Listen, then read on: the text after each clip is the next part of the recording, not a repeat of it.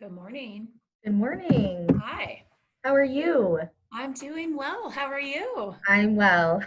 Hanging in there. Good to hear. Yeah.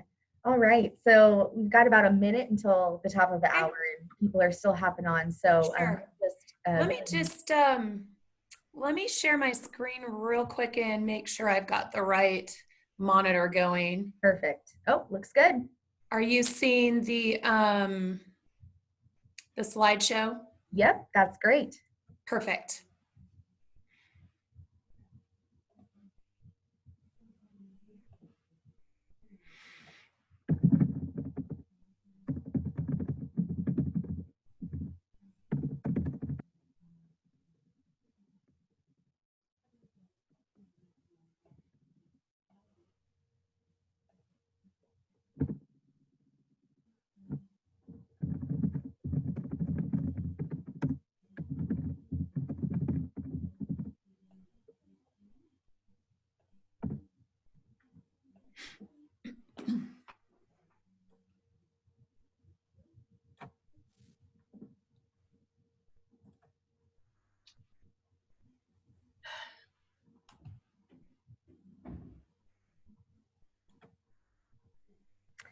All right. It is now 11 o'clock. So we'll go ahead and kick things off. I know that there are probably more folks hopping on as we speak, but I'll just go ahead and open things up now so we can get right to it. Again, my name is Christine Brown. I'm the Director of Member Engagement here at the Reno Sparks Chamber, and it's always great to be with you all. And I just want to express my appreciation for those who are consistently hopping on these calls and taking advantage of this resource. We are so pleased to have so many members and partners who are willing to share their expertise with our membership at large. This is a huge value, and we are incredibly appreciative not only of those who have chosen to present for us and who will in the future, but those of you who see that value in hearing from one another and learning from one another and take advantage of that. So thanks to everyone who's on the call today. I see you and I appreciate you. Another quick reminder, the way we format these calls, we typically do some prepared Q&A and then do some live Q&A. Today will be a little bit different. So we're going to have Celeste Johnson, the CEO of the Applied Companies, share a presentation with us about the challenges that employers are facing in filling open positions in their companies right now and in their small businesses. So this will be of so much value to all of us to hear, since a lot of us are in that very spot at the moment, or will be facing that soon enough, as we continue to navigate the current recession that we're in. And as an employment landscape changes over the coming months. So what we're going to do is we're going to have her presentation to lead us off, and then we'll have live Q&A from chat at the end of the call. So if you have any questions during the call, go ahead and just ask them in chat, and I will do my best to monitor all of those and get as many of those questions answered for you at the end of the call. So with that, I'm just going to turn it over right away to Celeste, and she is going to give us her presentation. Great. Thanks, Christine. I appreciate the intro, and I can tell you we appreciate the Chamber too, and have really enjoyed hopping on to all of these Zoom calls for the last few months. So thanks for having us. Celeste Johnson, the Applied Companies. For those of you that are not familiar with us, we do staffing, executive search, and HR outsourcing as a very quick overview of our company.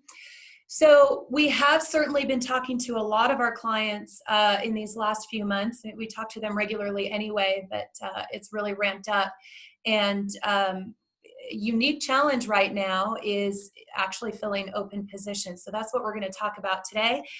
I will give the quick caveat. This is the best of information I have today. It could very likely change by this afternoon. So we're doing the best we can. Here's what I want to talk about. Just a quick little fun kind of look back to February and the stark dramatic change between then and now, and sort of outline our current problem of why it is a challenge to fill some positions, and then really want to spend the most time on the slide that I have talking about some solutions, because that's really why we're all here, and then give you a quick example. I know I learn by example, so I love to see sort of a real life deployed example of using all the things I'm going to talk about. In February of 2020, I know ourselves included and many of our clients struggled to find workers because it was such a robust economy. Unemployment was record lows, and there were more jobs than there were people to fill them. Quickly on this slide, you can see a little snapshot of warehouse workers over the last several years and how quickly those wages increased. And at the same time, the requirements for jobs decreased. So we found ourselves in this world where it was hard to hire people, and at the same time, we had to lower our expectations of the people that we were able to get into roles just to fill positions. Then you fast forward through all of this, and it's almost like upside down. Literally, we went from record low unemployment to we were leading the country in unemployment. On top of that, we have this very unique challenge, and this is across the country, where certainly people do need unemployment. And the federal government added a pandemic unemployment amount on top of the state unemployment, an additional 600. So the unintended consequences likely of that was that business now can't find people. This is one of the reasons, because people can receive more on unemployment than they can in a job. And so we're going to talk about that further in the next few slides.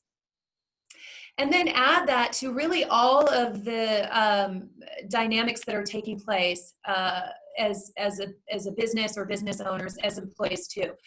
We didn't know when we were going to reopen. There's different phasing to that. We're not sure about all the safety protocols that have to take place.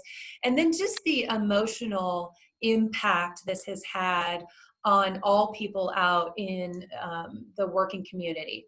And then certainly we've seen a slowdown in some of the entrepreneurial activity. I think Northern Nevada really prided itself in having this startup community.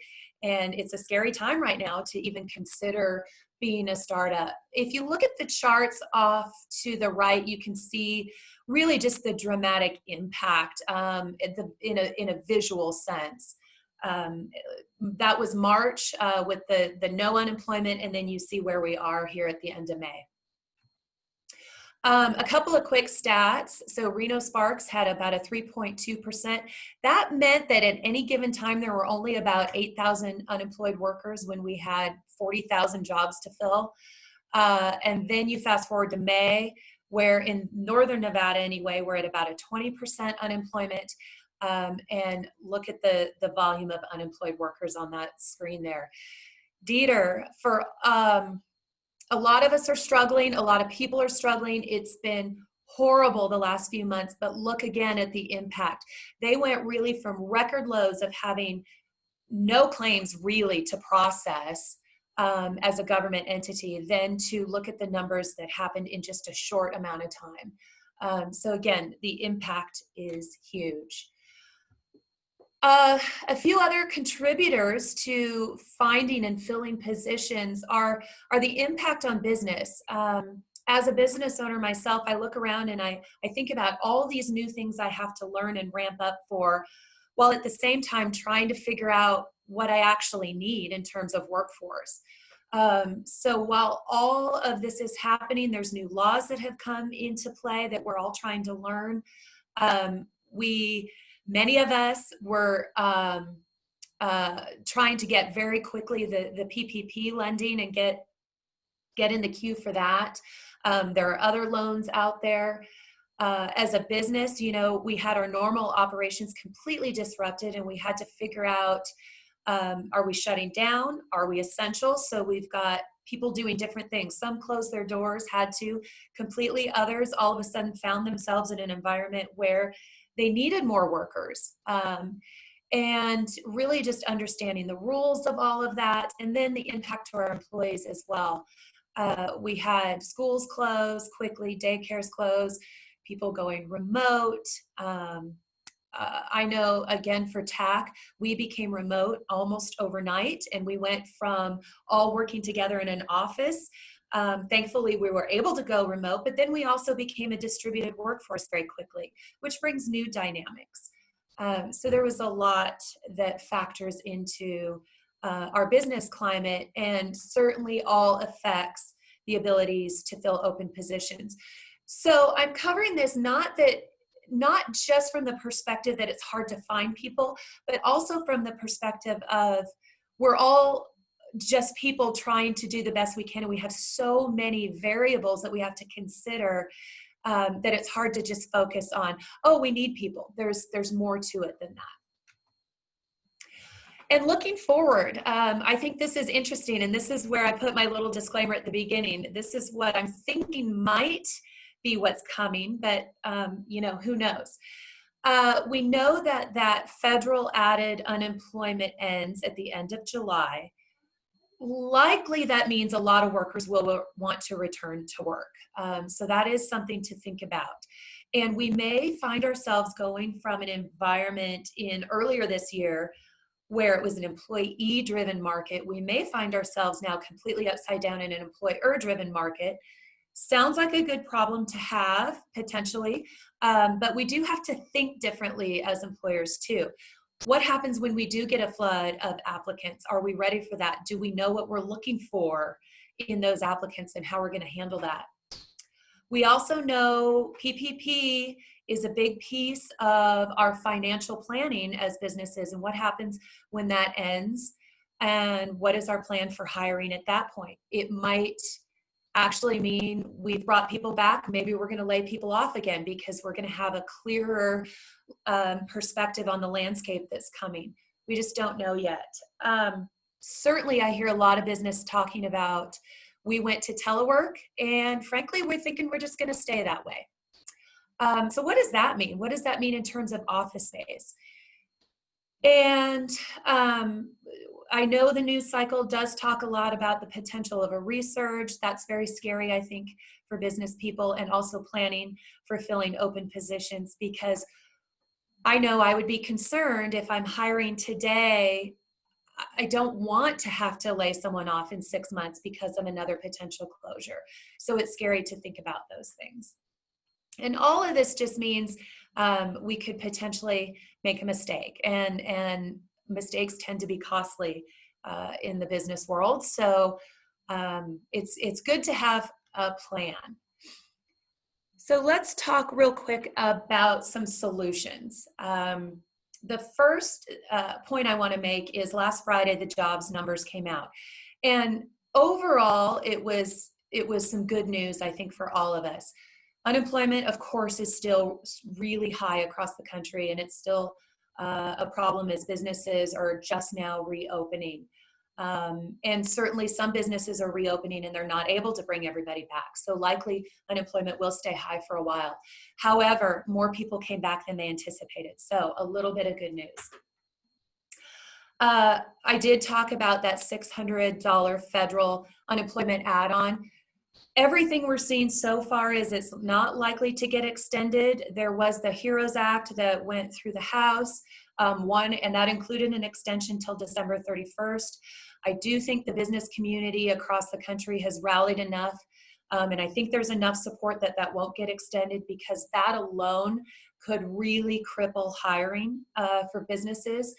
And now, in fact, there's even a senator that proposed to potentially pay people to come back to work. So we are in some very interesting times when we're talking about paying people to come get a job, but it may have some merit. Let's see. There's also different ways to hire employees too.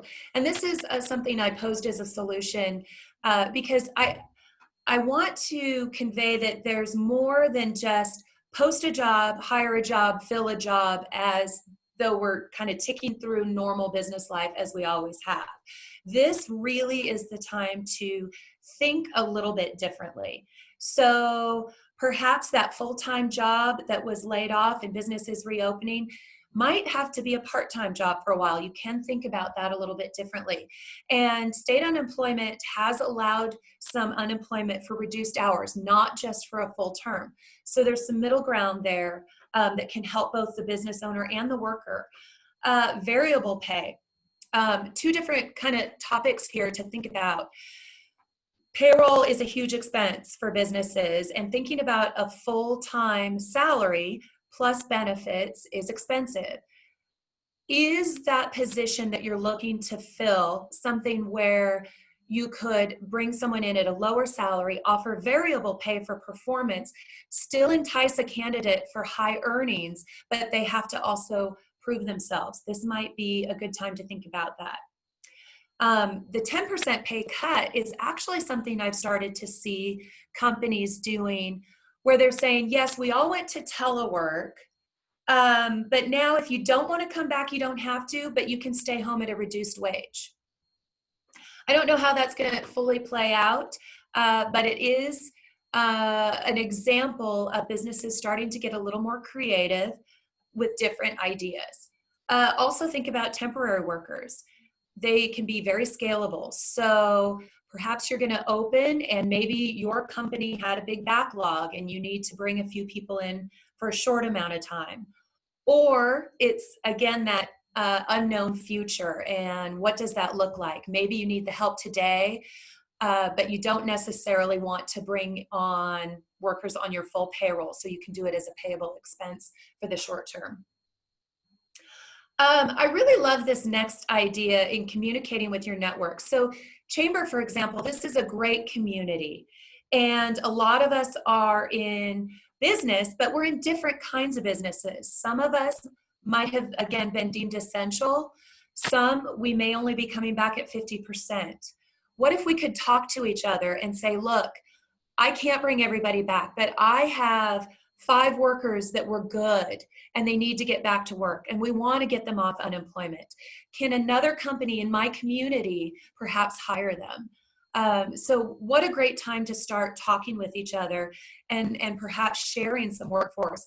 It's a great way to find a pool of people that maybe have already proven themselves as well. As I mentioned earlier, there is definitely a fear factor out there in returning to work. And as a company, if you've done all this work that you've had to do and you've made these investments and you've had to put up glass barriers and you've had to reconfigure office space, promote that as you're hiring. If someone is looking for a job, I think they're going to go to the company that is promoting a safe new environment, as opposed to a company that's not saying anything about that. And then this unemployment topic again, I know we talk about this a lot. Really, it is a time I think you can get a little aggressive on having the communications about unemployment. As we've learned in other calls, it's not a choice. So yes, we know people are saying, hey, I want to stay on unemployment. I don't have to job search. But if you are calling people back to work and they're refusing to come back, that information can be sent to Dieter and it will pull them off unemployment eventually. I don't know, we don't know how long it's going to take Dieter to get caught up. We know the systems were overrun. That's why I showed you the numbers, just to be fair to them. They've got a lot of work to do. I know here in our office, because we have both a staffing company, we have clients, our unemployment staff paperwork was literally a foot high. And so I imagine it'll be a while before the catch up happens. But you can have that conversation with people that have been laid off that you're trying to bring back, or if you are offering jobs and it's a legitimate job offer that was within the wage. So do it more from a standpoint of educating people and let them know that if you do offer a job and they do take that job and then not show up, which I know has been happening a lot, you can let them know that they then self-termed and they're no longer eligible for unemployment. So this is a time to really push that messaging out. And I put a phone number there. That's where you can fax your unemployment information to. All right, so real quickly, and then we'll get to Q&A. I thought I would pull together an example and sort of pull in all of the things that I just talked about. This is not a real company, but hopefully is somewhat reflective of many businesses we either know or maybe even your own business. So 30 employees, they make dog toys. 15 in manufacturing, 15 in all of the other roles. So this is the type of company, non-essential, had to be shut down, some furloughed, laid off, some teleworking. So kind of a mixed bag of everything. Turns out during quarantine, people love to order dog toys. So this particular manufacturer got a huge backlog and has tons of work to do. Good news. They're able to reopen. They had the PPP funding. So let's step through some of these solutions in terms of filling positions and workforce. So another bit of good news I think we all got was the PPP was extended. And so we have a little more of a window now, a little more of a runway to use those funds that will be forgiven. And I put that little asterisk there. So hopefully the questions I don't want to go into PPP question and answer too much because that's really a CPA expertise. But certainly we've experienced where we can't get everybody to come back. And so let's say this company, for example, they couldn't get all their workers to come back. They got a few to come back, but they did have a manufacturing, and that was sort of between that $17 and $20 an hour range. Basically, anybody below about 50,000 is where unemployment will pay you more than if you go back to work. So the company did everything that they thought they could do to make the workplace safe. They rearranged the manufacturing floor. They've got cleaning protocols. They provided face masks. So now they can go market that and advertise that as well.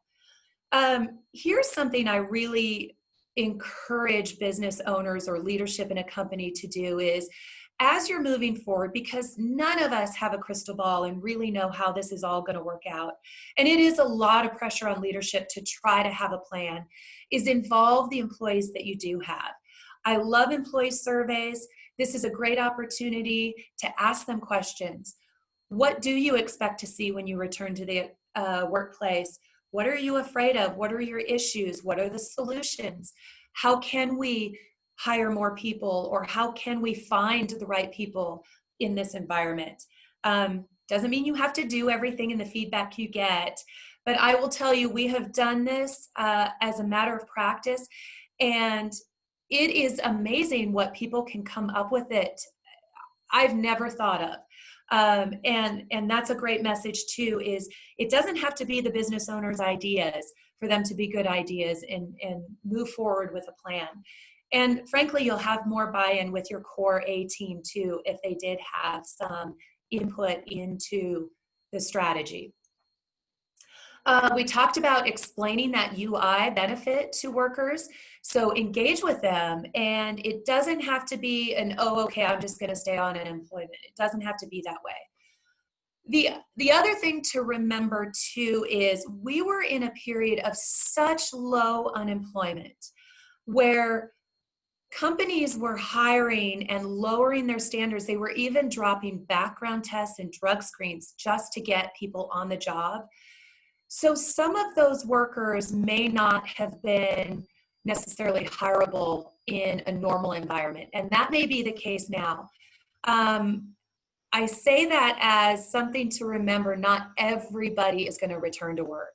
A more level set unemployment is 4.5% to 5%. So it's unlikely to even return to that 3 that we were at.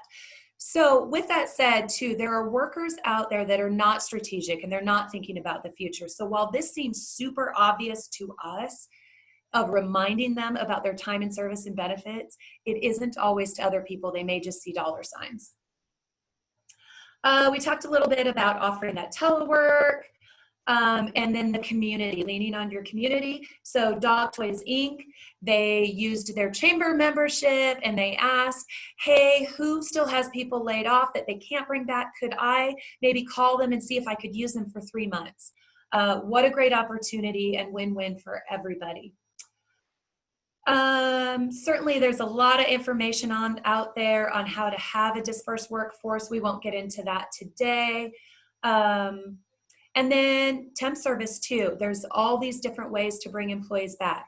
Maybe it's project-based too. Maybe it's 1099 workers.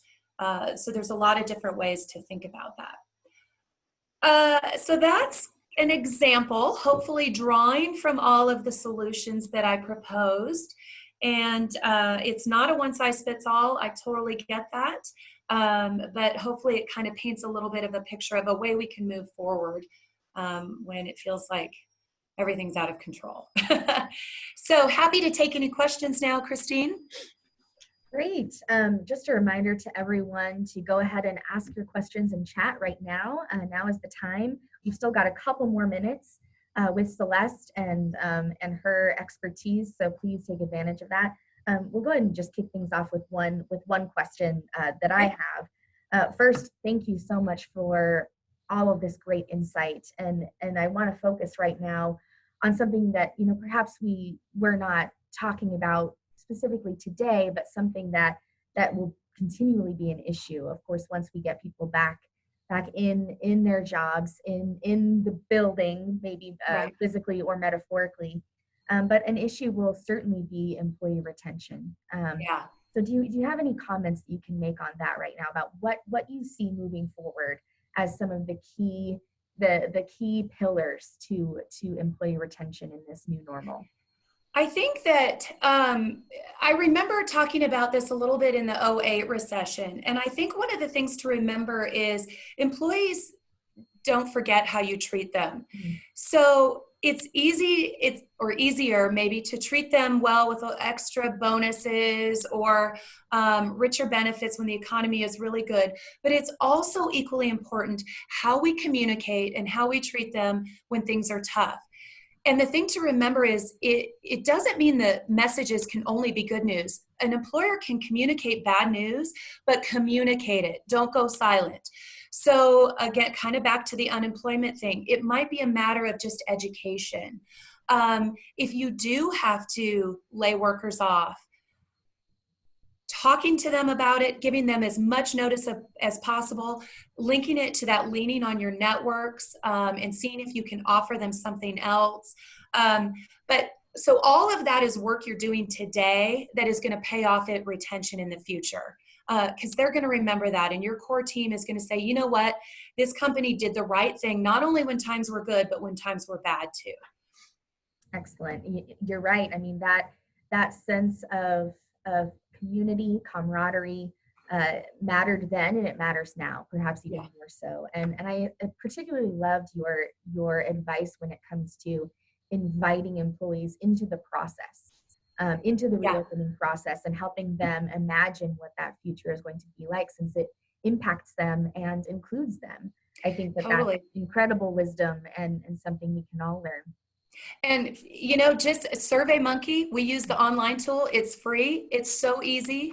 It doesn't have to be a big investment to get really rich results.